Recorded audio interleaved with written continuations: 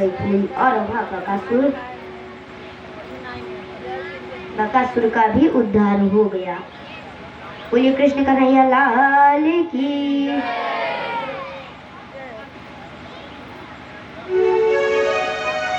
इस प्रकार से भगवान ने बकासुर का भी उद्धार कर दिया।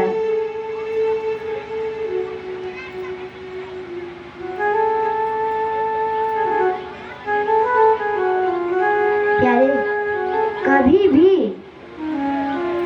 अगर आप कोई भी काम कर रहे हो ना,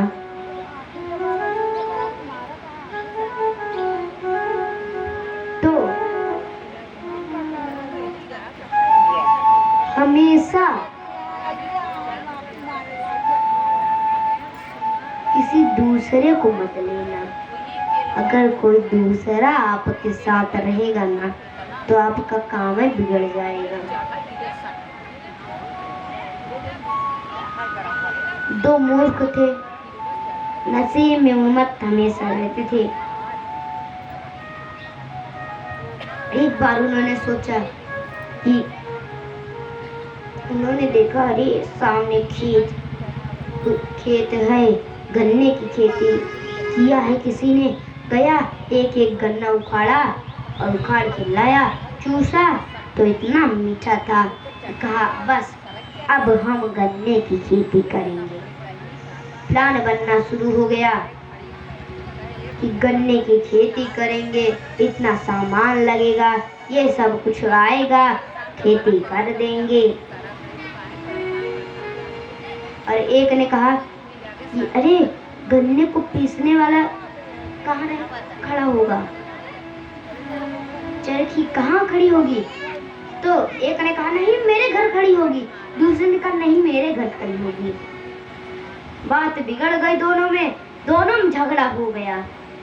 मारपीट, किसी ने दूसरे की आंख फोड़ी तो उसने उसकी आंख फोड़ डाली, फूट गया, सर भी फोड़ डाला। ऐसे मारपीट इतनी तगड़ हो गई, पुलिस को बुलवाया गया, FIR दर्ज हुआ। पुलिस ने कहा कि भैया जरा हमको ये बताइए कि यह झगड़ा हुआ किस लिए।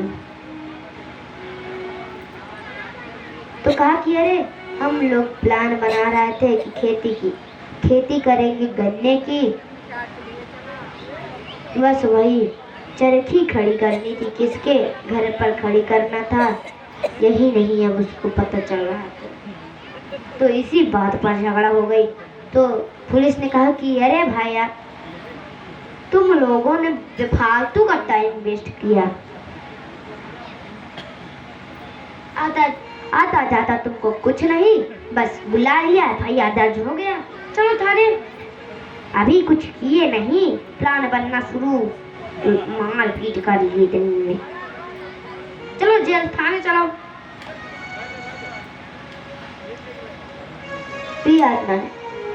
इसलिए हमेशा अगर आप कुछ भी कोई काम कर रहे हो, बिजनेस कर रहे हो या कुछ कर रहे हो, तो किसी दूसरे को मत लेना। प्रियात्मन, इसी प्रकार एक मूर्ख था, उसने एक टोकरी अंडा खरीदा और सोचा कि ऐसे सिर पर रखा है, रास्ते में जा रहा कह रहा कि अब हम इस अंडे को बेचेंगे, हमारे पास पैसा आएगा, हम गाय खरीदेंगे, एक गाय खरीदेंगे, फिर दूध बेचेंगे, दूध से हमारे पास पैसा आएगा, फिर 2 गाय खरीदेंगे, 3 गाय खरीदेंगे, फिर उसका दूध बेचेंगे और पैसा आएगा, गाड़ी खरीदेंगे, बिजनेस शुरू कर देंगे अपना और शादी कर लेंगे, हमारी पत्नी आएगी, हमारे बच्चे होंगे, तो हमारा बच्चा हमसे कहेगा कि पापा